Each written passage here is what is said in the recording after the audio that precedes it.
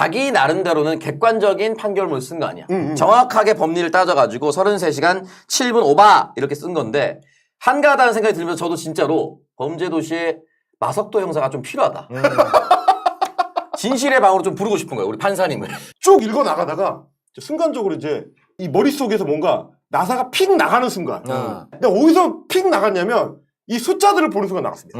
자, 요 내용입니다. 서울 서부지방법원에 있었던 기간인 약 33시간 7분 뿐이다. 따라서 피고인에 대한 검사의 구속기간은 기존의 구속기간 만료 시점이 2025년 1월 24일 24시에서 약 33시간 7분이 연장된 2025년 1월 26일 9시 7분경 만료되었다고 보아야 하는데 이 사건 공소는 위와 같이 구속기간이 만료된 후인 2025년 1월 26일 저녁 6시 52분경 여전히 피고인이 구속된 상태에서 제기되었다. 그러므로 피고인에 대한 구속은 적법하다고 보기 어렵다. 뭔 얘기를 하고 싶으냐면 법이 왜 존재하느냐.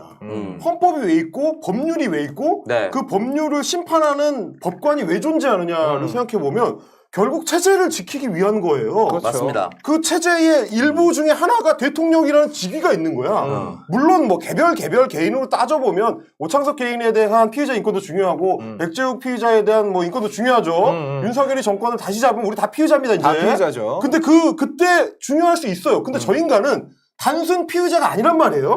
그것도 다른 것도 아니고 체제 파괴범이야. 그렇지. 체제를 파괴하려고 했었던 존재를 어떻게 대할 것이냐는 문제는 체제를 지켜야 되는 사람이 제일 먼저 고민해야 되는 문제 아니에요? 맞습니다. 그럼 저걸 풀어줬을 때 생길 수 있는 여러 부작용들과 헌정체제의 재위기 그걸 고려해서 생각해야 될 거 아니에요. 네. 그리고 그걸 우리가 갑자기 헌법을 위반하고 법률을 위반해가지고 너보고 판단하라는 얘기가 아니고 60년, 70년 동안 우리가 해왔던 게 있잖아. 이게 지금 우리나라 역사에 처음 생기는 판례예요. 저게 확정이 되면. 그렇지. 시간으로 기산해서 따진다라는 게 처음 만드는 거야 지금. 최초 사례. 왜 최초 사례를 내란범한테 적용을 하냐고. 아, 이제 구속되는 놈들 다 초시계만 보고 있겠네.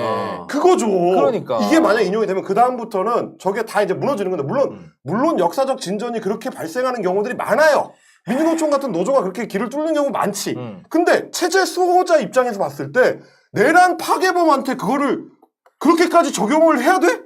난 이게 유도리를 발휘하라 이런 게 아니고 해오던 게 있으니까 해오던 대로 하면 지금 헌정을 지킬 수 있잖아요. 네. 그러면 되는 거 아니야? 그 가치가 더 높다라는 판단을 왜 못하냐고. 내 말이 그 말이야. 피의자의 권리보다 헌정 수호가 더 가치가 높다라는 윤석열의 잠깐의 자유, 불구속할 권리 그거보다 헌정을 수호하는 게 훨씬 더 높은 가치라는 걸 그걸 씨발 알려줘야 알아?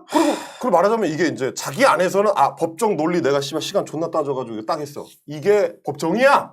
이렇게 자기 만족감을 느낄 수는 있겠는데 이 법이 왜 존재하는지를 생각해보면 국가를 구성하는 국민들이 어떤 기분이냐 어떤 위기감을 느끼냐 실제로 위협을 어떻게 받느냐 이런 것도 같이 생각해야 될 거 아닙니까? 법관이라는 사람이. 판사가 최고 마지막에 형량을 결정을 하잖아요. 근데 내란범에게 내려지는 형량은 이제 다 아시겠지만 사형 아니면 무기 아닙니까? 그렇죠. 그러면은 거기에 준하는 사람들은 다른 범죄자와는 좀 달라야 한다고 생각해야죠. 그렇지. 본인이. 그러니까 최종 결론이 그렇게까지 날 수밖에 없는 아주 중대한 사안이라면 그 과정에 있어서는 이 사람을 묶어두는 것이 맞다. 그러니까 저는 차라리 판결문이 이렇게 오바가 되었으나 내란죄에 해당되는 것은 대한민국 헌법 수호 또는 민주주의 최대의 근간을 흔들기 때문에 이거는 기각한다. 이렇게 나왔어야 명분이지 않나. 자기 혼자 시간 정확하게 계산해서 야 7분 이렇게 하나도 안 틀리고 9시 7분경에 했어야 되는데 안 했다. 라고 얘기하는 게 뭐 멋지다고 저렇게 씨발. 원래는 맞지 않는 결정을 어거지로 하라는 얘기가 아니에요. 네. 수십 년 동안 해온 결정이 말하자면 이제